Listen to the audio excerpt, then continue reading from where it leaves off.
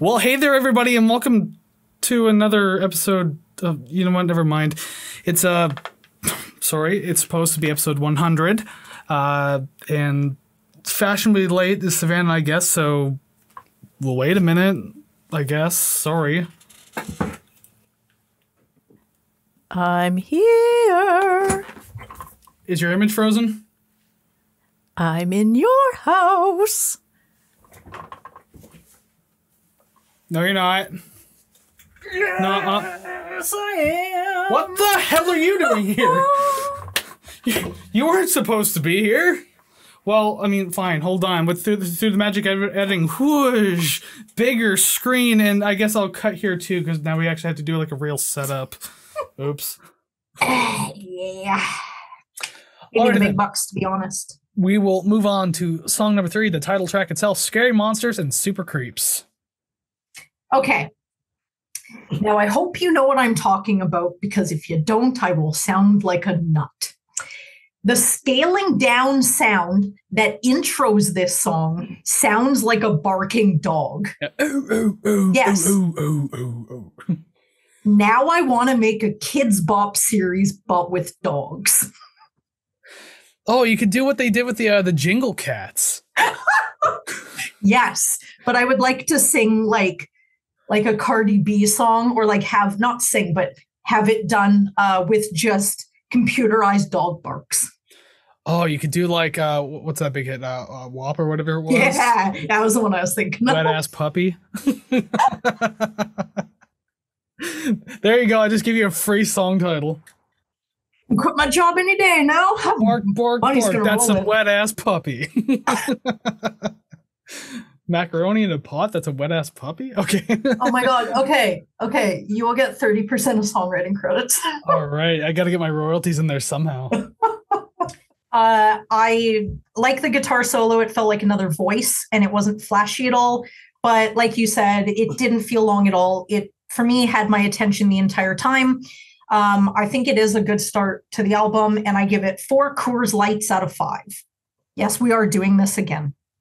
But isn't Coors an American beer? I don't know. I just know that the Tragically Hip is played in Cougar bars, and I imagine them drinking Coors Light. You know, let's switch that to, let's just say that to Molson Canadian. Oh, you know what? We're gonna go. Okay. 4 Molson Canadians out of 5.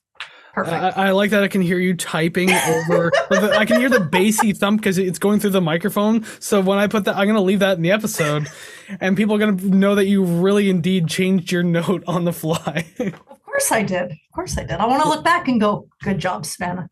Because you'll always revisit these episodes. Of course, I will always do. Always do. Alrighty then. Speaking of going to a cougar bar, song number 2, Looking for a Place to Happen. I like that transition. Nice. Well, because this is the song I imagine hearing in a cougar bar. I don't have that written down, but I'll say this. Like, you can go to any, like, just kind of dive bar. Not that the hip is only going to be played in dive bars, although granted, like, anyone drunk at 2 a.m. is putting Wheat Kings on the fucking jukebox. And crying. Yeah, it's like a bunch of dudes who don't know each other at the bar just putting their arms around each other. Wheat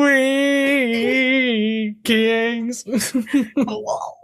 But that's a little later on the record. Oh, yeah. Looking for a Place to Happen, song number 2. This one, it wasn't too bad. It does get worse for me, at least. But the chorus, what is with the don't believe the and then someone going in the background? Don't believe the hype. It's like I looked up that sample too. It's like the start of a song, and I didn't write it down though. Please. I'm singing it like that. I kept walking going. It's kind of like, sounds pretty accurate. It's kind of like you're about to wash something in the sink. You feel something spongy and realize you don't have a sponge in the sink. It's like, yeah, yep. It made me laugh. So I mean, bonus points for that, I guess. With the atmospheric kind of sounds and just the stuff that the guitar is doing, I listed a couple things that I thought the guitar sounded like. This guitar sounded like a voice mimicking a guitar. It sounded like a cat crying. You know, when the cats kind of sound like babies when they like are in discomfort or when they're in water. Okay, I've bathed cats before. They don't like it. And I've only watched cats on TikTok. Yes. Yeah, much different. It sounded like a pot of boiling water, and it sounded like screeching tires, because I could tell that he was like scraping the pick against the strings and doing some stuff. And that's definitely what I got. 100% cat crying, definitely a voice mimicking a guitar. And I actually kind of liked it. Don't know where you heard the boiling water portion of it, though. So that's interesting. I don't know. I wrote it down and went, yeah, that sounds about right. So at the time it did, but like, I don't know, maybe I have to go back and listen for something like that specifically then. The listener going, what was she on? I do like that the song didn't come down before ending. Like you had mentioned, it really just cuts off right at the end at the height of its intensity. I like that. And I give it 10 out of 10 thumbs. Oh, I wish I had that many thumbs. Just turn all my fingers into thumbs. I'll put them all up. Are all fingers thumbs? Or thumbs fingers? Thumbs are fingers. And I'm going to stick to that end of the argument. I don't care. Actually, thumbs are toes. They're just very skinny toes. That's disgusting. Okay, that's exactly what I'm going. I once asked Alice, I'm like, would you hold my hand if all my fingers were toes? Oh my God. I told, so if you haven't been here before, my partner has 2 teenage kids, and I told them that I would give them $20 each if they would lay on the couch with their feet facing each other and intertwine their toes with each other. Easiest $20. I'd do it. I don't even care. I'm still holding on to that $20. Did they do it? They didn't. And then weeks and weeks later, they asked for it. And I said, no, I said it was for that time only. I said, maybe the opportunity will come up again. And then my partner tried to do it with me. Right. And then my partner tried to do it with me. And I almost broke his foot. I was like, you stay the fuck away from me. I'm always trying to shove my foot in my partner's foot. I've been gaslighting her for a whole year that she has a foot fetish. God. But the thing is, like, I told her I'm going to gaslight her into believing she has one. Yeah. And I hope I'm making progress. Before we move on, speaking of being a pervert, that's actually not the tie-in I wanted to use, but I was gonna say that to be funny anyway. I said I had a story for Make It With Chew. Oh yes, and I totally forgot. Please. It's slightly embarrassing, but so I'm gonna leave out some details, but you're gonna get the story regardless, though, so it's fine. So back when this album came out, and actually back when Make It With You was a single, there's a station here in Hamilton that was running a contest to get Queens of the Stone Age tickets. You get that and backstage passes.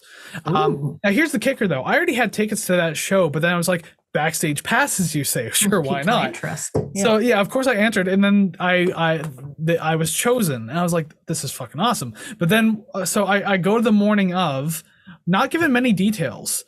I go the morning of, 5 other people are there, and I'm just like, this. Oh God, we're gonna have like a fucking contest, like man on the street type deal. So we're waiting down the lobby for a long time. They come get us to bring us up to the station. And just as they're bringing us up to the station, they start telling us what the gist of the contest is. Because also looking around the room, aka the 6 of us, 3 guys and 3 girls. You can't do a contest like this anymore. So basically, oh fuck no. We were paired off randomly and had to make out for 2 solid minutes in the recording, the radio station. I'd be like, I don't want this. I wouldn't want this. I was 19. I was the youngest one there. So that was awkward because the girl I got paired up with, she's like, are you legal? Because when I was 19, she did her due diligence by asking. Well, yeah. Also, it was a 19+ contest, so I mean, like, I wouldn't have been allowed to be there if I wasn't. But I was just like, no, yeah, it's fine. But it's funny because I was in my extra year of high school. I did like a 5th year, so I skipped school that morning to apparently make out with this random girl at a radio station. So it keeps getting better too. So hold on. So we get up to the radio station. It's kind of awkward because it's gonna be the 2 hosts judging us and an expert from the sex shop judging us, and you don't get to choose who you're paired off with, and they just said, like, you know, the wildest couple wins. Yeah. What if you were gay? good Did luck. they not care? Yeah. Well, no one said anything, so I don't know if that would have mattered. Or maybe if you wanted to see queens that bad, you just be like, "Fuck it, lips are lips. I'm gonna kiss somebody today." Yeah. Eyes tight, real. You get promised to kiss Josh Homme backstage. No, but so we got paired up with the girl. Made up for 2 minutes, and it was obviously a very weird experience. Yeah. Can't exactly look around the room at what's happening. You can only hear what the radio station hosts are saying. The girl and I, like, as this is super awkward, but we're still trying to like get into it as to because we both want to win. We don't necessarily have to go together, but you both win tickets and passes of your own type thing. Oh, okay. So there's only 2 like winners, one female, one male then. Yeah, but it has to be your group though. Together. Oh, okay. Yes. I guess we weren't good enough because there's another couple that won. It was like this guy and this girl, and apparently they got so kinky that like she pressed his hands up against the wall and like fucking took full control, like got super sexy about it. Here's the I left this part for last because this is the good kicker. The guy who won, I was making out with his girlfriend. Yeah, so there was video of this online. It's gone now. Like the station recorded this a long time. I'm purposely not saying which station it was either. Yeah. Because I don't know if it still exists somewhere. It's fucking humiliating. But anyways, like you see it in the video, like hands pressed against the wall, and like I'm making with this dude's girlfriend, and he's over there like getting super kinky with this other girl. I'm just like, I wonder what that ride home was like. So would you have like individually won 2 tickets for yourself and then 2 tickets for the other person, or is it just one for you, one for them? Because if that guy won 2, he's just going to take his girlfriend anyway. Yeah, the thing is, like, we would each get 2 tickets and 2 passes. So regardless, they had the advantage the whole time. Yeah, the fuck? I would have punched them both afterwards. And then if they got paired up with each other just by chance, like, well, the chemistry's always already there, so chances are they're already going to be fucking. I was going to say, they're like 69ing, like, right in the middle of the fucking station. It's like, dude, this was a makeout contest. Right. And then they're just giving them the passes so they'll stop. It's like, we're not done. It's like, we don't need you to, please. But then the one host in the back just still got like the camera out. recording from a distance. That is such a weird thing. And the fact that like you didn't know that before you showed up, it's like, ugh. I remember one of the guys who were in the elevator when we were going up, that after we had learned what was happening, so we were all bunched together in the elevator. That was weird. But then this one guy, the taller guy, just kind of looked around and was like, has anyone got the HIV? Himself? That's I guess funny. So. And then at that point, they handed us all Listerine mouth strips. And that was my morning. I skipped school to make out with a girl to not get Queens of the Stone Age tickets, but I already had tickets anyway, so I didn't care. I had floor tickets, so I was good to go. Yeah, you're like, no, I'll just throw it at the wall, see if it sticks. Didn't stick, and now I have to go to the dentist. Thank you. So I tried to make it with her, but I clearly did not. So that's my very interesting story of the day. That is not even close to what I thought that story was going to be, and thank you very much for exceeding all of my expectations. I hate you so much. Got you shaking with rage now. No, just high disappointment. So the guitar tone / chords leading into the chorus kind of, I don't know if I'm saying this accurately, but like it kind of sounds sort of like sitar-like. I don't know. It has like this effect to it that I really enjoy. And this song to me is just as good and fun as the very first time I heard it. So I cannot wait for the rest of the heartbreak that I'm going to experience the farther we go into this. Well, I mean, then don't worry about my opinion. At least you still enjoy it. At least it's one of those things that you didn't come back to. You're like, oh man, this fucking blows. That'd be even worse. No, I found your Tumblr page where you just shit talk me and say, oh, Savannah's music choices, they're so poopy. Tumblr things. I found that. So who the fuck told you? Your sister. That bitch. Yeah. Who will remain unnamed until I find their name. I don't know if you will. I don't even know if she's on social media anymore. One day. I don't even know if she watches this podcast. When I say you bitch, she probably won't respond. I can guarantee it. Good. Yeah, I don't really have too much more to say about Terminator X. It's weird to name a song after your DJ, but hey, whatever. I'm not here to. We already have a song with Flavor's name in it. We have Terminator X, and spoiler alert, we don't have a name with a song with Chuck D's name in it. He is the most humble. He could have literally just had a 5-second track where he just like Chuck D's nuts, scratch, scratch, wicka, wicka, and then it just cuts off. Like, oh my god, that caught me off guard, and I apologize if I spiked the audio with that cackle. That's like the easiest joke, though. That is literally the easiest joke. Like whenever I hear Chuck D, I'm like Chuck D's nuts. What about my nuts? It's like never mind, you forgot the joke. That's hilarious. Just a side note, speaking of stupid jokes, a couple days ago, I think my cat was just kind of laying there because it was really warm in the house. And one of the kids asked what was wrong with her. I'm like, oh, like it's really warm. And I said, and I think she has ligma. And just everyone starts laughing. I'm like, talking to young kids, this is not going to fly. God damn it. Yeah, you're way too did you ask them if they knew who Joe was? Like, come on now. I don't think I know that one. Joe Mama. Oh my God. How the hell did you fall for that? Well, I didn't fall for it. It's just nobody says it to me. I'm the one who says it, and I've never said that one. Fucking like Updog or something. Jesus Christ. I ain't falling for that one. I've been on Reddit. I've been on Reddit before. I'm trying to see how far I can go with you before you're just like, okay, I know that one. Yeah, that's it. That's it. I'll kind of like piggyback right off that comment because I have two comments about it. First off, I say I do like the vocal harmonies all across the track. I think they're great, especially on the hook though, because like they kind of get a little playful with that. I really like it.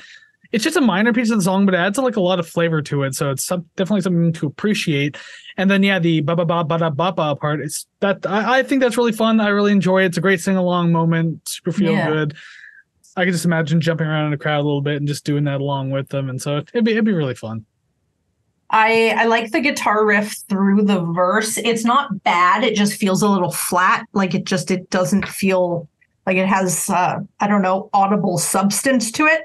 I give this a 4 out of 10 danceable, minimal headbanging at most. I thought this song was more energetic than that. I'd give it upwards of a 6 or 7. It's less energy and more, can I consistently dance to this on beat, or is it all over the place where it's like you'll get your eighth notes and then it's like halftime, the quarter notes, but then it speeds up to 60. I'm like, I can't fucking dance to this, but I can just sit there and headbang and that'll be fine. You can dance to 16ths, just break it down to 8ths or quarters. It's super easy. Like if you hear like blast beats in a concert, you could still just find the quarter note or 8th note, just bob your head to it. You don't have to go 30-second note like da-da. Okay. 1, we're talking about dancing, not math. 2, the 4 out of 10 danceable score tells me different. 3, that's my score. Shut the fuck up. Doesn't mean I'm not going to argue with it. Well, I will. That's kind of what the show's for. I have to disagree with you at every turn. We can always argue about shit.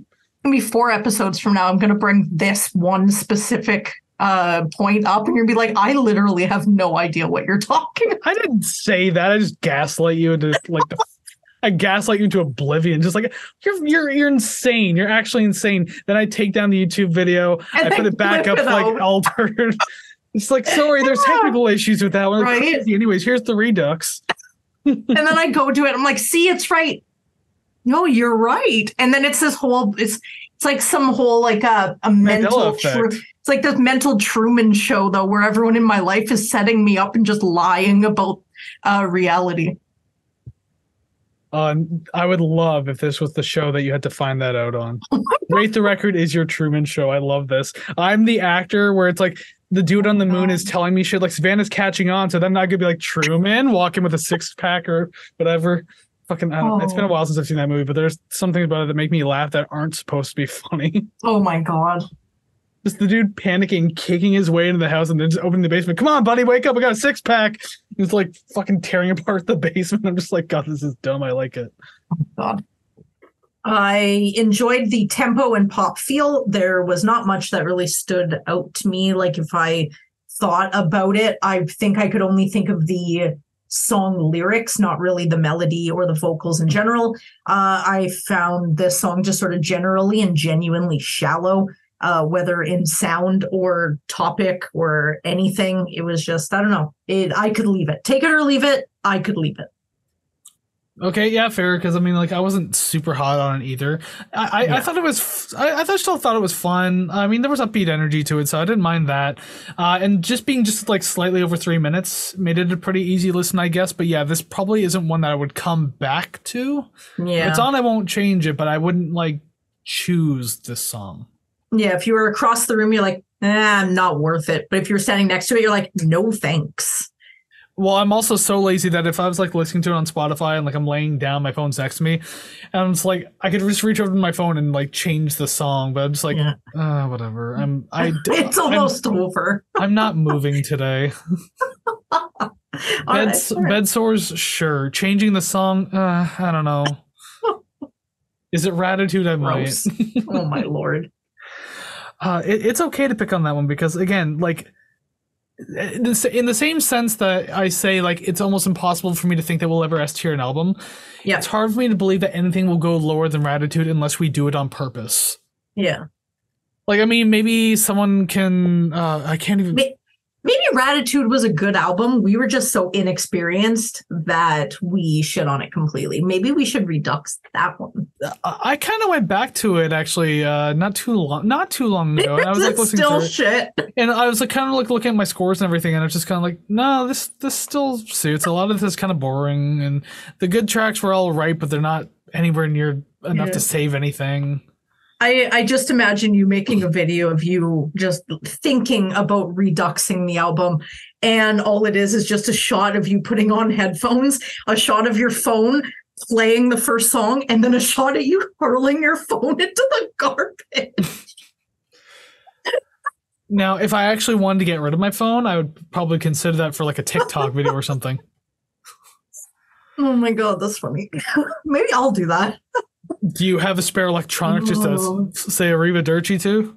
I am one of those people that will save every single cell phone they had unless it's literally unsavable. I was going to say, I do have one of my old ones. I can't turn it on anymore. And not that I would anyways, because I think the screen stopped working. Yeah. So yeah, there you go. I do have some of the trash. I just have to find it somewhere. It's in a box. I don't know. Interesting. Excellent. The chorus is a little underwhelming. And I, on multiple lists, felt that way. So not much to grab onto. So what else can I say? You mean you don't like the song title repeated over and over in the chorus?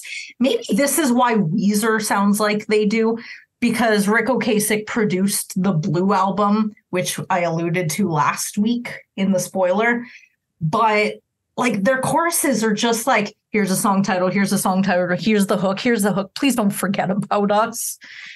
Yeah, Rivers had to talk him out of it. It's just like they're recording like "Say It Ain't So," and it's supposed to be like "Say it ain't so, say it ain't so," and because Rick's like, "See, this is where the money is, kid," and Rivers like, "No, I got these other. I'm just gonna sing these words instead."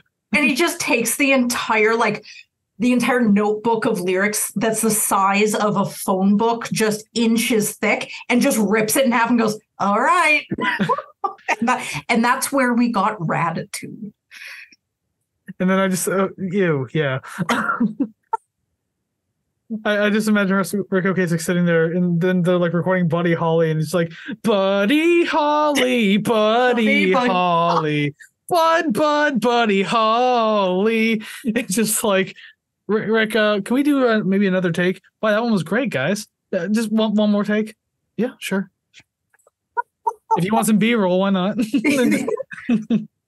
the only thing, the only way that they could record that album is when Rick left the producer's studio for a coffee run. And he's like, okay, right, record the song. It's kind of like the opposite of the Motley Crue thing, where they had to wait until the band went home for the night because they were drunk and high. Then they got the studio musicians to come in and record for them.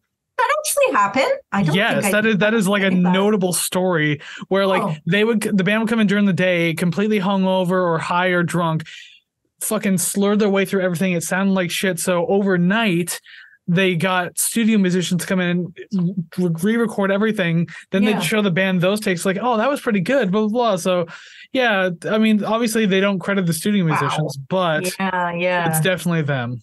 Yikes. I did not know that, actually. Well, Motley Crue are party animals. Did you know that? 2 of them almost died like several times. Did you know that? Yes. Yes. We got a danceable score for every song on this album, whether it sucks or not. Danceable score is 8 out of 10 if you clench your butt cheeks to the beat. And jump around and hop around with all the other pop punk kids in the crowd. Well, I mean, if you're clenching your butt cheeks, you can't really jump unless you're like propelling yourself. But I mean, to each depending on how really. you jump, you might have to clench to get that like little extra inch, you know? That's true. But can you use your whole lower body and leap up? Now I'm just imagining jumping up and down like a pogo stick and just clenching your ass cheeks. I was imagining you're gonna be like, hold on a second, camera goes off, but you leave the mic on, and I just hear like loud thuds. Oh my god! I'm just like, oh my god, she's trying it. Nope, doesn't work. And I rolled an ankle. And I might have pulled one of my cheeks. Oh, trust me, I mentioned that later too. But that's all that I got for that one. I actually like that. Pulling butt muscles. You must have been doing a lot of work for that one. I can totally hear vocals over it. It could be just sort of that synth little melody over top, which happens a lot of songs this album, where it's like I can kind of hear where there would be vocals, which I think is pretty cool because you can really interpret whatever with some sort of guideline. But after listening to this, I want some glow sticks and drugs. So you're just going to straight up go to a rave then? Yes, but minus the people. So I just want glow sticks and drugs. Oh, so you'll be in your own house, high out of your head, raving with no one home or anything like that. Yes. And cops outside the front door. Yeah, because of all the noise complaints of just you going nuts by yourself. Right? Yes. The speakers are already blown out, so it's just like nothing but fuzz and crackling coming through the speakers. And you're just like, and just like making weird screaming noises. And when the cops show up, I'm in like a backwards bathing suit, completely indecently exposed. And I'm like rolling around on my front lawn while this music is blasting through my open front door. See, what I imagine is that you have you have face paint, but it's like done with Crayola crayon because you're just high out of your head. And your backwards bathing suit that you're saying, I'm imagining that you're wearing this tiny one, kind of one piece bathing suit made crudely out of Hawaiian lace that you did yourself. That are not covering a fucking thing. Yeah, it's like it's only marginally covering certain things, but like you're practically on display. And then you open the door, it's like, it's like, well, it's a good thing you brought handcuffs. And also, here's a towel. Oh my god. Yep. Okay, well that's my review of that song. Yes. Then I'll just say, because the last note too I had, although I kind of hinted at it earlier, was the unsung hero of the song being the drums. As much as this song was fun, there's like good shit all over it. Like I just love the punchiness of the drums, the pace, the tone, especially because again, it's got kind of like that grittier, grimy, muddy kind of production style. It's not like super crisp and clean. I love that. It gives the song a lot of life, and despite the song having a lot of life already, so that just kind of puts another cherry right next to other cherry on top of the cake. Apparently maraschino cherries, the way they make those is gross. They make maraschino cherries? Yeah. They like grow them or actually make them? They make them like with like the syrup and they dye them and stuff like that. Apparently they're terrible to eat. Yeah. I wouldn't have guessed that. Yeah. And I know my mom occasionally when she'll have like a gin drink of sorts. She doesn't really drink all that much anyways, but when she does, sometimes she'll have a gin drink. Fancy. And she'll pour that little syrup in there and cherries with it too. She mixes it in with like juice too. But then I'll be like, maybe don't eat those, and she'll be like, why? I'll be like, I don't know, the internet told me. The Google told me that. They're going to turn into a boomer just sharing all this wrong information, but in real life and not on Facebook. I have to tell one, as a boomer to another boomer, I got to tell you why this is wrong. Yes, exactly. But then she'll go boomer back on me and be like, you kids are too damn paranoid, and then she'll just chugs the whole thing. She's Stone Cold Steve Austin's 2 jar of maraschino cherries and just pours it all over and everything like that. And she cracks them; they get all over the kitchen floor. Just like shards of glass and like thick syrup everywhere. I'm just like, I'm gonna moonwalk out of the kitchen so I don't step on anything. And goodbye. See, perfect time for finger pistols. There you go. See that, audio listeners? Finger pistols. There's your cue for whatever. Yeah, did you see that? All right. Here we go with the millennial sympathy. I know, right? Bullshit. Anyway, it's funny how we're in that generation where it's just like, well, we're fucked by the past, and the future is going to be difficult. So it's like, where do we go? What do we do? How can things be fixed at this point? So it's still trying to make the most of the future and trying not to let the past drag you down too much. So I do appreciate that, although in the reality of things, obviously, it's going to be hard for the future. Let's just say that much. So what you have to do to make yourself as a millennial succeed is you have to murder your family, take all their money. So there you go. Finances done. Squatters' rights in the States. So just cross the border, steal someone's house, live there for 30 days. I'm sure you own it by then. And then have kids early, or just take young kids and then like kidnap them and live vicariously through them. So you kind of got that youthful, and then you have money and you have a house.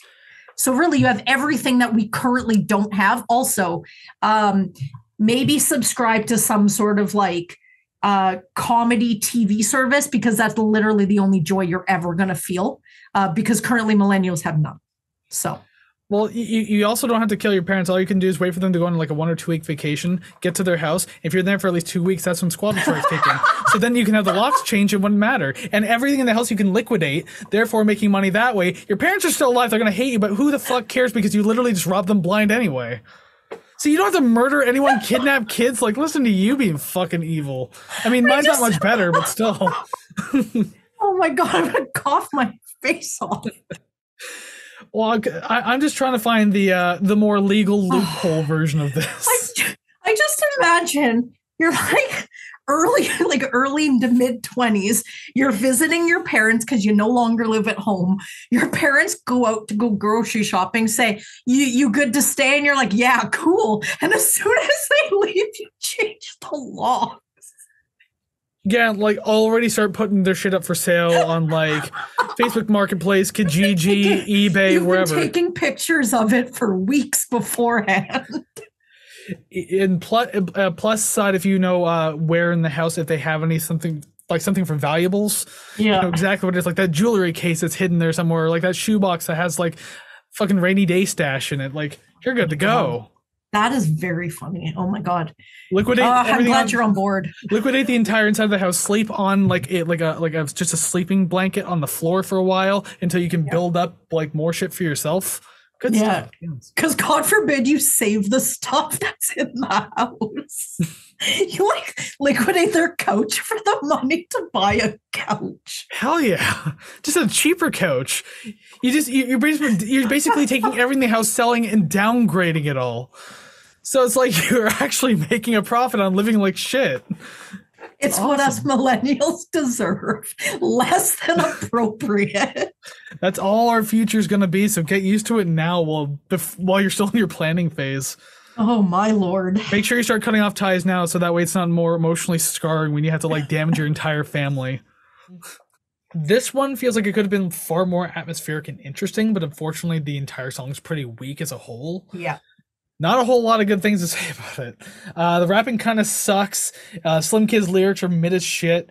John, on the other hand, is just about as edgelord and try hard as you could possibly get in this song. Did you read the lyrics at all? I did not. No, I did not. Oh, you should read the chorus lyrics. Okay. You're missing out. No, read them right now because I want to see your reaction live on tape. Because would you like me to read them out loud? Please do, because it's super cringe. Super cringe. Okay. So we're looking for what? Chorus? Just the chorus. Just the chorus. There's like 4 lines in the chorus. Is it so baby I ask you what do you want from me? So baby I okay. Pass that. Because that repeats a billion times. Go ahead. I cannot ever. Are you going to bleep me or should I bleep myself? This is uncensored. I've never censored this podcast before. I cannot ever love another cunt, you trick ass slut. Love twice and you'll get fucked. You see this time. I cannot ever love another cunt. You don't have to read it twice. It's the same thing. Love, it's the same thing. No, I would like to. Love twice and you'll get fucked. That's why I asked you if you had read the lyrics. I was very curious because that's why I said he's about as edgelord and try hard as you can get. It's super fucking cringe. I can tell you, you can say 3 or 4 lyrics or something like that. I can tell you any Nine Inch Nails song. Yeah. I'm Like, I know there's people who can do the whole, like, I can name Rush's discography, like, from first to last in, like, a minute. That's easy. Yeah. I can do that with Nine Inch Nails. It's much smaller than Rush's, obviously. Yeah. But I took it further one night. I was having drinks with my parents. Sorry, this is about Nine Inch Nails. But this is on topic, kind of. And I was just like, I like them so much, I can name every single song in order off of every single album in order. And I did it, not in a minute. Yeah. Because that's a lot. But I did it, and I even fact checked myself. It took me about 3.5 minutes to do or something like that. So I'm that kind of fan for Nine Inch Nails. But Rush, I probably should be because I have like Rush merch everywhere and stuff. So I don't know. I honestly think that it would be a fun video to do something like that, where it's like have a Jeopardy board for Rush and Nine Inch Nails, and I'll quiz you and you quiz me.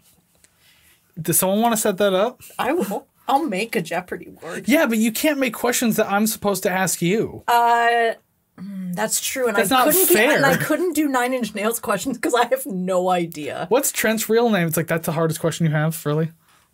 And you're just like, Trent. His name's Trent. It's clearly his real... It's actually Michael, though. Is it? Michael Trent Reznor, but he dropped the Michael and now legally goes by Trent, yes. There is Mike Reznor. Yeah, there's wad. like no other... Yeah, that just... It seems to fit, so...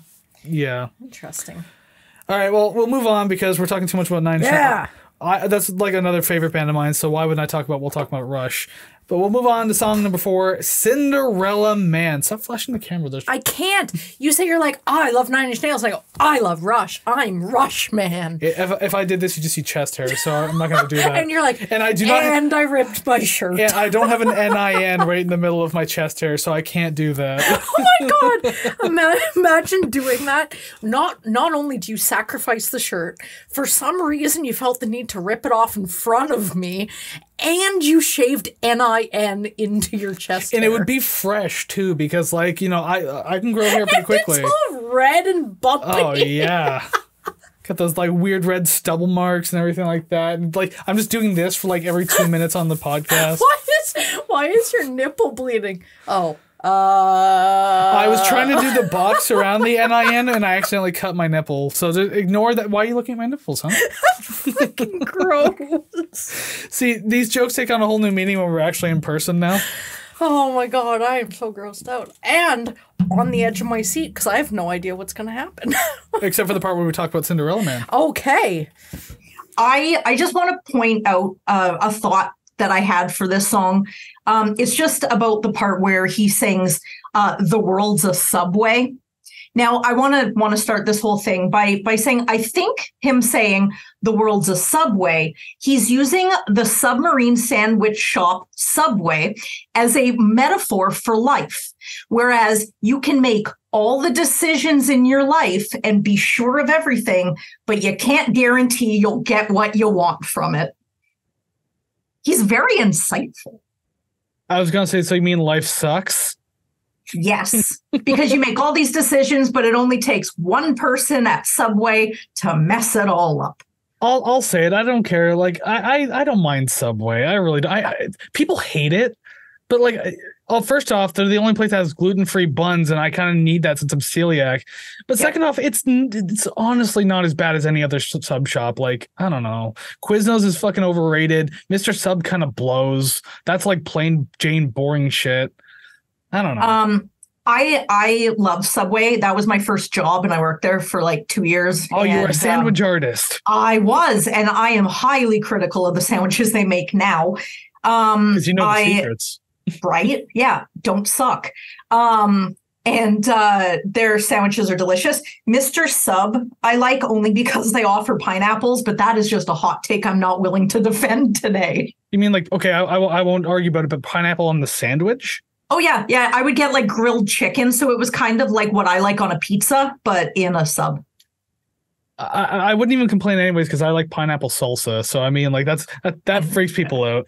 And again, too, this song ends abruptly as well. And I'm not sure what they could have done, but it just, again, feels so sudden, just takes it away. And I'm just like, God, like these guys have been around for 20 years and they don't know how to end a song. What the hell's going on here? Like, I just imagine you being at a restaurant and someone and like the server puts down the dish.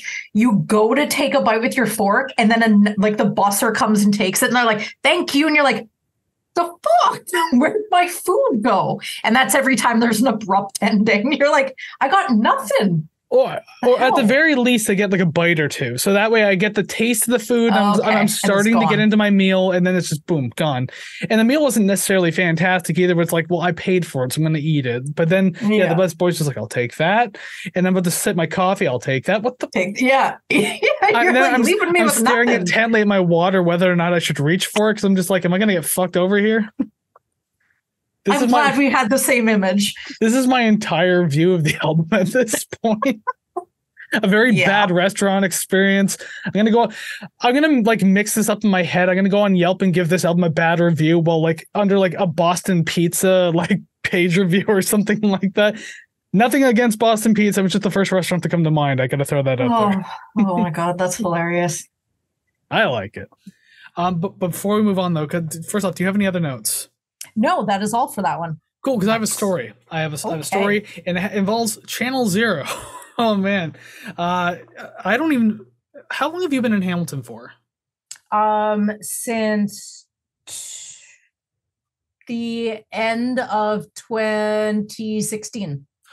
Yeah. Oh, okay. So 7 years. If there's anyone from Hamilton, Ontario listening to this right now, maybe you'll remember this if you're old enough. This is an interesting story. Unfortunately, some of it's foggy, but the details are all here regardless. So when I was in high school, we have CH here in Hamilton. That's like our channel 12, and that's like where we get all our local news and everything like that. It was like on TV, CH. I don't even know what it is now, but it's like CH, I think, still. Regardless, so there was a different broadcaster that owned them, and they were switching over with Channel Zero. So Channel Zero actually bought CH Television. And they made this big thing about like the switchover and everything like that, and how like, oh, our signal's going to go dark for a bit, it's going to come back, boom. That happens, and it's fine. Everything is fine. So now Channel Zero owns CH, or CH, I guess it's called. I don't even remember. Fuck, I don't know my own city's television thing. Anyways, the better part's coming now of this story. Not too long into the run of Channel Zero, I think they still own CH anyways. Not too long into the run of them owning it, one particular morning during CH Morning Live, regular broadcast, everything is fine, everything's good. I was in high school at the time, so must have been like 2006, 7, or 8. One of the three, I don't remember exactly when. There was a signal cross. Because Channel Zero owns many different channels nationally, like Canada. Like that Max Headroom thing, isn't it? Canada and the United States. No, it gets better than Max Headroom. I can tell you that much right now.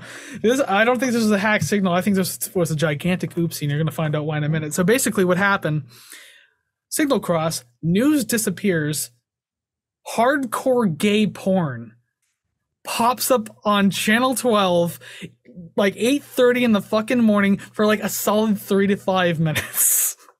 Two dudes just bumming each other raw when people just wanted to watch the news.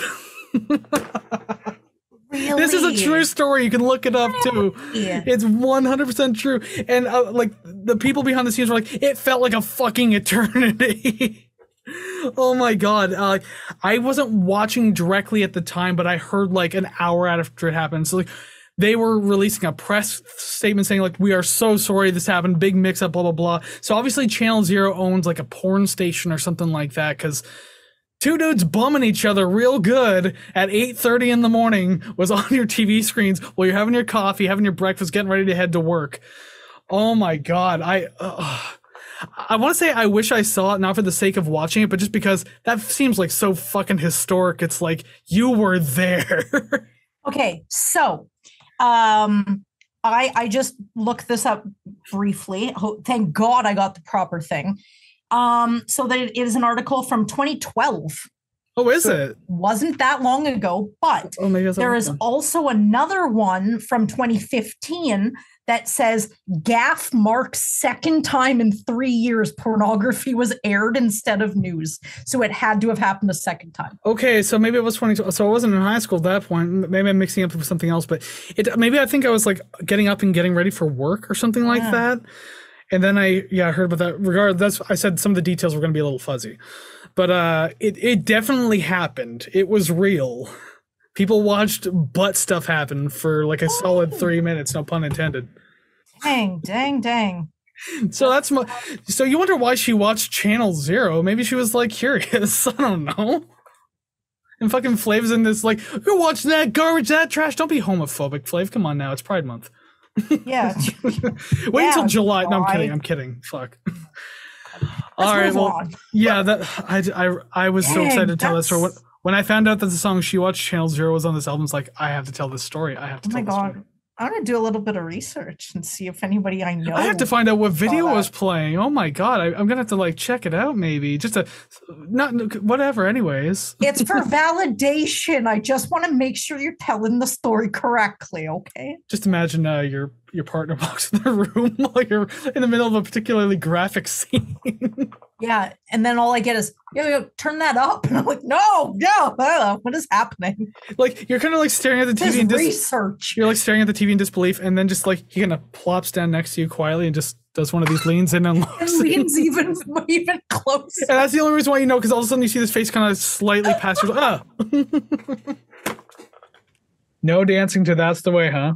No, fuck that. That's the way. Dun, dun, dun, dun, dun. That's the way. See, I'm doing it. I feel like after moderate head nodding, I got a little bit of vertigo, so I just had to sit this one out. Got a little dizzy, had to drink a juice box.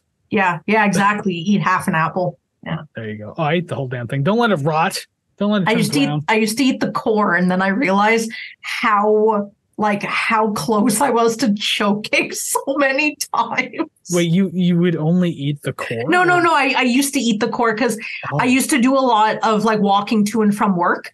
So I would eat an apple on my way to work, but instead of chucking the core, I would just eat the whole core, spit out the seeds, spit out like the top and the bum, and then that's it. So I could just throw it into the road and it wouldn't matter. I was gonna say, careful. Those apple seeds have like traces of cyanide in them. Yeah, right. Although, granted, I'm pretty sure if you eat the seeds from an apple, you're not going to get sick. You probably need a lot of apple seeds to get sick. Oh my God. Well, if I ate them, I would make sure that I bit them first, just for slow release, kind of like Tylenol. Also, if I'm doing that on my way to work, I feel like I'm doing it for a reason. So. Then again, like you just said, you got a new job. So I mean, like if you hate yourself so much already at this job that you're already thinking about biting into the apple cyanide pill.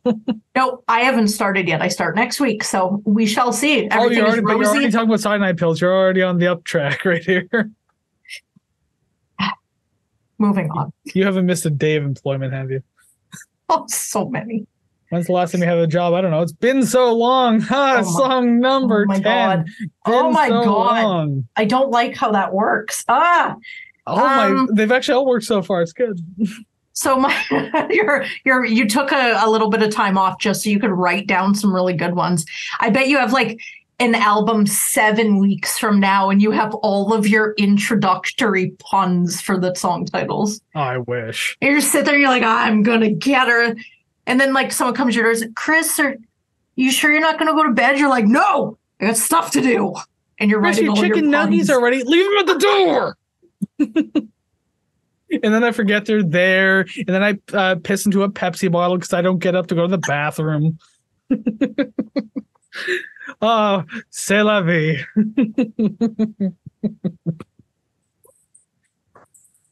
Speaking of which, I gotta go change my diaper. Picture is vivid as fuck. Oh man, if only you lived life as luxurious as mine. Holy shit, everything is within arm's reach. This is fantastic. I don't even have to get out of this chair. My ass might hurt, but you know what? It's fine. I just reposition myself like this. We're good to go. I agree. I like the chorus music. I always have to specify whether I like the music or the chorus in general, because sometimes the vocals, they seem kind of like, I don't know, cut and paste in there, and it just kind of doesn't feel like it fits. But the music, I enjoyed it. It was good. There is something about this song that feels undone. The bridge felt awkward, but the chorus is okay. And instead of the story of 100 Isles, I shall sing you the story of a girl by renowned Long Island band, 9 Days. Now hurry. Now just wait. We're probably going to get cut for this. Copyright strike because you're too perfect. Trust me, none of these notes are going to hit. This is the story of a girl who cried a river and drowned the whole world. And while she looks so sad in photographs, I absolutely love her when she smiles. How many days in a year? No, you're not going through the whole song, goddamn. I gave you the chorus and that's it. You get the hook. And that is my review for the story of 100 Isles. Oh, that fucking song. Who was that I was watching that was like, this is the story of my dad who cried a river and was my whole dad? Someone said that. And when I first heard that, that was fucking hilarious. I can't remember where I've seen that. Before. What's that? Before, that's funny. I was gonna say you keep cutting out, so I'll just say four. I am laughing too much only because I've never heard that, and I think the idea is hilarious. I just like how obnoxious it is. I can't remember where I heard that, but I heard that somewhere on YouTube. That's funny. Vast website. Anyways, we can move on from the story of 100 Isles because I got through that story very quickly. It was a very dull and boring story. Very much so. 100 Isles, I maybe shopped 2 of them. I thought it sounded nice. It was a little cliche, but it was nice in context of the entire track overall. So I don't really have too many problems. We're off to a good start, and I can only hope for better things as we move forward. Can only hope.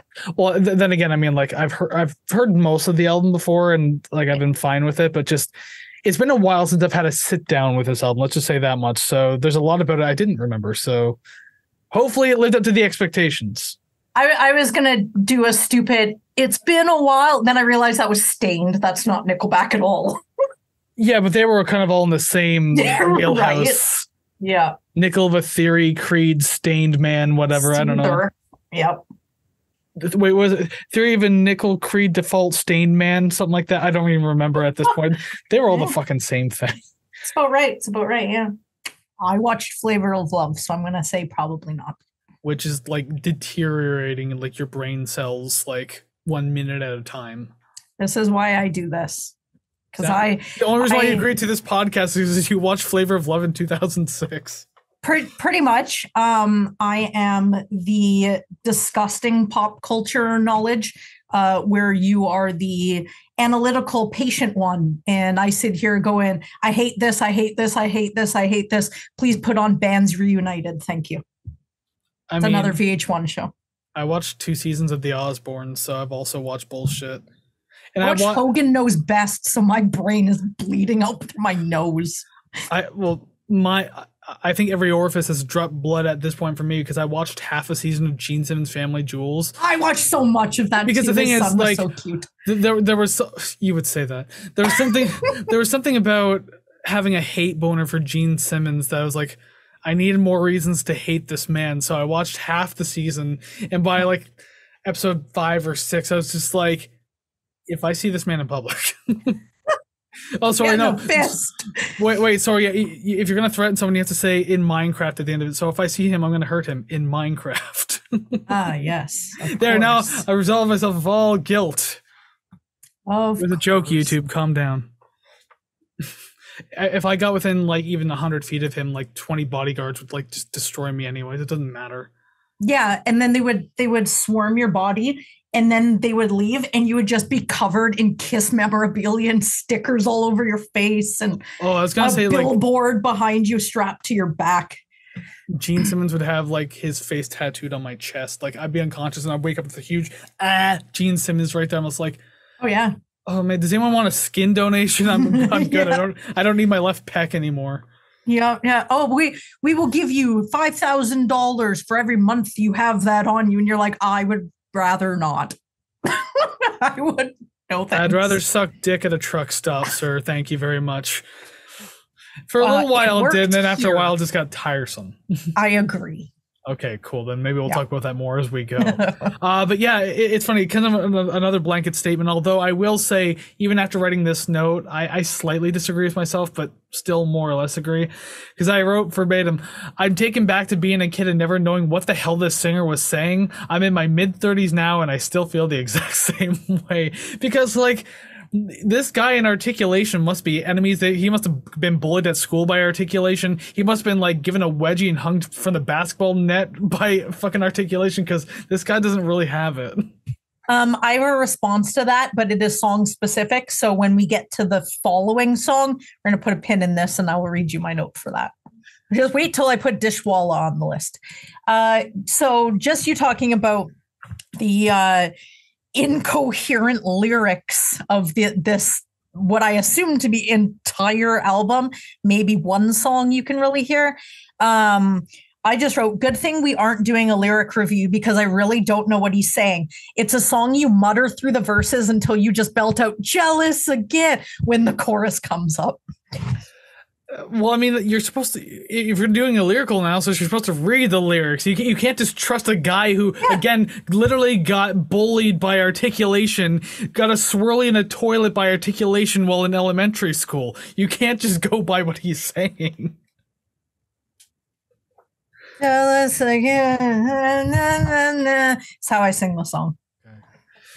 All right, so song number 7, then moving along, Thick and Thin, or Thick and Thin with apostrophes around it. If you want Articulation, which Chris Robinson clearly did not, it's Thick and Thin. And shouldn't there be an apostrophe on both sides of that N? Wasn't there? Oh, that's the way I wrote out my sheet, so. See, proper. Oh, so vocabulary and articulation, everything was just against this man.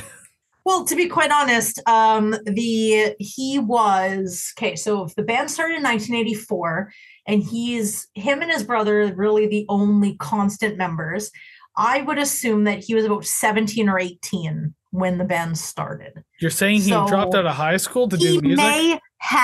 He may have, is what I'm saying. So vocabulary held him down and articulation pink bellied him? Probably. And then he got up and went, I'm going to be a bully too, and then dropped out of school and then just took Articulation and whatever else the hell you said, hand in hand and ran towards the sunset. And then he wrote a song about a ham sandwich and got really big for it. He did not write it, but yes, he sang it. Good enough. That's all I need to know. He got famous for it regardless. Ham sandwich. Oh my God, excuse me. Now I'm the gassy one. We can't mute. I can't just mute myself. Okay, I've done it like 4 or 5 times, but I'm internalizing my burps. So when you're gone, it's going to be like, like a new couple goes on a date and you're holding your farts all night and then you're just like, literally, your ass explodes. Yeah. Like as soon as they're in their own house. As soon as I leave, you pull up the puke bucket. You're like, okay, I'll belch and then just like seconds later, things start following. And it's then just cut to you in your car doing the same thing on the steering wheel. That's fucking gross. No, at least I have the decency to hang a bag over the steering wheel. Driver's side puke bag, huh? That's disgusting. Good times. Alrighty, then we'll move on to the penultimate song. Song number 11, The Wherewithal. This is the 90s alternative fast-paced music that I like. How are we on this wavelength? My first note, what in the 90s alt-rock hell is going on? Didn't expect the song to go as heavy as it did, at least as compared to the rest of the album. 100%. This is the heaviest song in the album. But the fact that we both did 90s alt-rock in that note, the same thing when we did with Wonderwall for Weekends. Oh yeah, I told you. Honestly, and I'm going to call it now. I will call it when we do the song rankings. I think we're going to get like 3 or 4 matches. I think this one's going to be a winner. This one? I think it's going to not this track, but just this album. Oh, the album. Just from what we've said so far, I'm pretty optimistic that we'll match quite a few.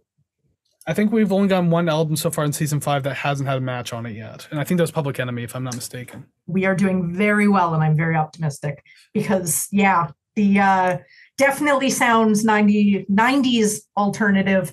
It does sound like it could be released later in the decade, and it would have fit in perfectly. And I like that it comes after Wheat Kings because it brings the tempo and the intensity up. Although I do think this would have made a better album ender.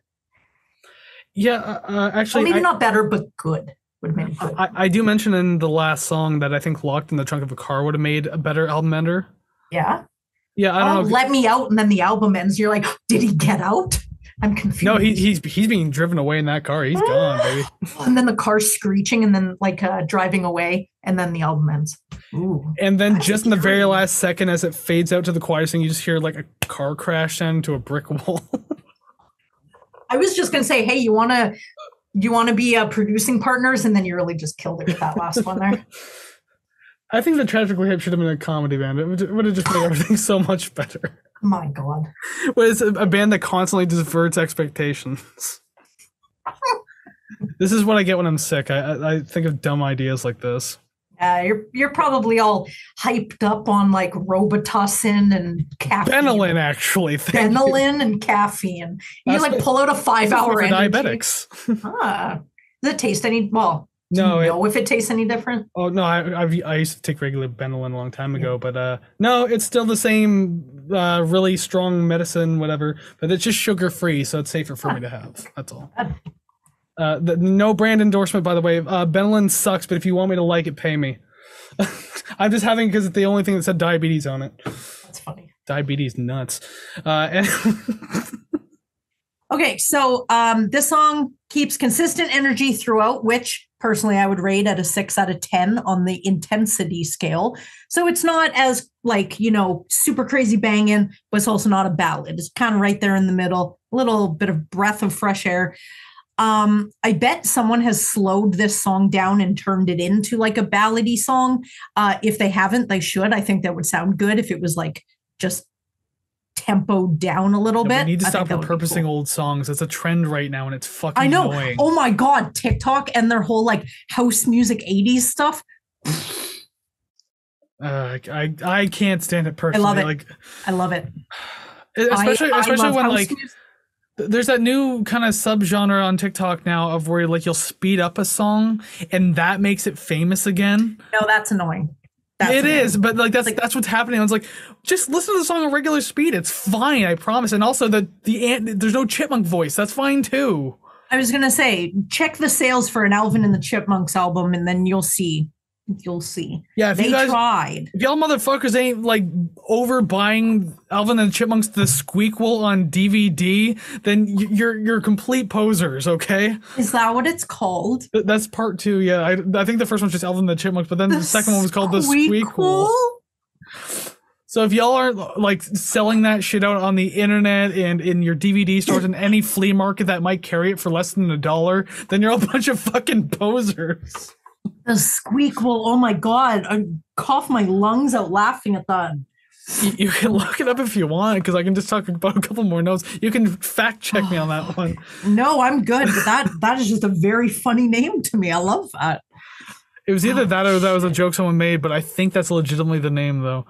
That's fantastic. This song is better than half the album, and they didn't even write it, and it's got a wild sound that I vibe with. I hate you so much. It's weird. It's wacky. Just because you have money and you can do something doesn't mean you should. And this is what this song is. I didn't mind this as a kid, but as an adult, I'm like, this is fucking stupid. Like, and I'm not like a shitty guy who like shits all over fun and everything like that. I know how to have fun with music, but just sometimes it's like, fucking stop. Like, so I didn't listen to any lyrics though, so I don't know how lame those are. I was just listening to the music and how crazy things felt. Probably more lyrics that probably wouldn't work too well in 2023. Let's say that much. Oh, okay. Well, but even beyond that, though, just this, I don't know. Some of the instrumentals are fine, but everything else about the song fucking sucks. I wrote this too. This was just necessary for me. Things Korn could have invested in rather than the time, effort, and people for this track. Feed the homeless for a day in your city. Time in rehab. Go back to fine tune any weaker tracks on this album. Bitcoin. They could have invented Bitcoin in 1998. Fashionable hats for the entire crew. Giving money to local bands or venues to help them along. Literally any charity. A 24-inch tattoo of Mama Cass Elliot for no reason at all. Paid for someone's college education. Botox. Botox for whatever they do on your penis. Whatever Botox they can do for your asshole. Or give it away to fans with medical bills. They could have done anything with the money they spent for this particular track. They could have kept Justin alive, god damn it. Yeah, they could have. It's like, oh, we could have paid this pill that will cure your cancer, but no, we can't release the song if you live. Yeah, Cheech Marin's asking for $200,000, and I mean that's a steal. So we're gonna do it. Then the end of the song is him just screaming about how rich he is. I own you, you two, you three, hee. Yeah, as I kind of mentioned about the lyrics too, how like it's just about like I thought this one was like about rejection or something like that because I wrote that like in my notes, but then I found out like the previous song and this one were tied together. Okay. I don't know why I had to mention this, but I'm like, but verbatim it just says it sounds like the song is about rejection. Was the first verse about masturbation though? Yeesh. Because then rereading through the I'm just reading the lyrics on my phone now. That's why I'm kind of like looking down here. The first part of it's fine, but then the words, I just made love with your sweet memory 1,000 times in my head. You said you loved it more than ever, you said. That sounds like he's jerking off. Okay. Yeah, he's definitely in his mom's basement. Yeah. Or in that garage that he talks about later on in the album. And this is far before you could like stalk your crush's like social media page. Yeah. So like you just had to think about it and like, do all that kind of stuff. Oh, I was thinking more like in the bushes photo. So I'm glad that he just kept it up in the head. Since there's no implication of stalking, I'm going to go ahead and assume that's not happening. Good. Good. Like don't be even more weird than I think you are, please. Yeah, don't be a peeping Tom or a peeping Rivers, I should say. Whatever. So peeping Rivers. Just imagine like he just spreads the bush like, huh. It's like he's got this like very sad look on his face. It's like, yeah, that's him. That's him, officers. Oh my God. The drum beat is fun, and it kind of sounds like it's skipping, like, you know, some like playground skipping. And it kind of adds like a jubilant kind of feeling to it. Which again, with the strings, make me feel like I should be sad, but I want to play. I don't know how to feel, but it was fine. I didn't mind it. you can be a depressed goth kid on a playground. You're allowed to. Oh my God, it's like someone kicks you the ball, and instead of stabbing it with your knife, you just kind of toss it back, and you're like, who am I? I participated in play. Like the ball rolls up to your feet and you like crouch over, you pick it up and you're just like, what's your name? Brush it with your hands slowly. Why won't you talk to me? Fingers indent into the ball. God, that is terrifying. Hey, pass it back. You just look up and like, oh, you just drop it and like skitter off. You forgot the hissing. Oh, no, we're not going to like weird edgelord type. I'm half wolf, half person type person, you know? Not ripping on those people, just saying. I was going to say, I've never met anyone like that. So I thought they only existed in fairy tales. I have, and I've worked with someone like that before, back when I was in retail. Fantastic. This one, for me, wasn't as exciting as it could have been, but it also could be the fact that it's track 16. You know, fatigue is real, especially with just very energetic and pulsating songs, such as this entire album. And this one sounds like it belongs to a PC game from 1994. Yeah, and that's fine. I mean, although it's a little too old, actually. So, no, it's not fine because it should be in the 80s. Remember, really? 90s is too far. Yeah, but like 80s had like 8-bit and sounded like shit. But at least this being kind of more involved, I assumed 16-bit, and then I was going more SNES sort of in the 90s. Because when you said 90s PC, I just thought of like, you know, the original Doom soundtrack. Oh. Like one of those, like, just the disgusting MIDI music. Okay, it feels like it belongs to a console game from 1994. I never played any PC games, so I actually don't know what they sound like. You never played the original Doom? No, like I never played original Doom. No, Wolfenstein. No, I was also a young girl, so no, I did not. I did watch a lot of game. Well, yeah, but I didn't. So lame, sexist against yourself. I do now. You have no idea how much Power Washer Simulator I play. I have an idea because you told me. It's a lot. You should play Viscera Cleanup Detail. No, I'm good. That game is fucking stupid fun. I love it. Didn't know what it was, but by the title, I can figure that out. You're literally a janitor, but you're cleaning up Viscera. Anyways. Like the wrestler, or? Oh God, no! You gotta bathe Viscera, King Mabel. You gotta bathe King Mabel, and it takes a while because he's 500 fucking pounds. Oh my God, he's dead too. So that's gross. Oh, you gotta make sure his skin doesn't turn blue. Ew. Daily embalmings. Ew. Oh my God, I hate that sometimes I say things that are in my head, and then I involve myself in conversations I desperately want to get out of. Oh, yeah, so we did that. That's awesome. Cool. Great way to end season 5. Great way to cap off 100 episodes. So that's pretty damn cool. Thank you very much for watching this episode, as I said. And if you like what you see and or hear today, let us know. Like, subscribe, rate, share, comment, follow. All those things really help. Regardless, go listen to some awesome music. Go check out Public Enemy if you haven't. Foo Fighters, for example, with The Color and Shape. Air Vulgaris by Queens of the Stone Age. The Black Crowes Metric, and the album Fantasies. The tragically hip Corns followed the leader. The Smiths Pearl Jam with their other album Vitalogy. Weezer's The Blue Album. Muse's Absolutely Happy 20th Anniversary. God, The Cars. Carpenter Brut. My God, Why the hell not, right? Idols. What wouldn't the Tapeworms? Our Lady Peace. Sloan. Nickelback. The Cure. Rush. Farewell to King. Wait. And flash the camera. Yeah, one more time for good luck. And we'll see you again sometime down the road. So take care, friends. Bye-bye.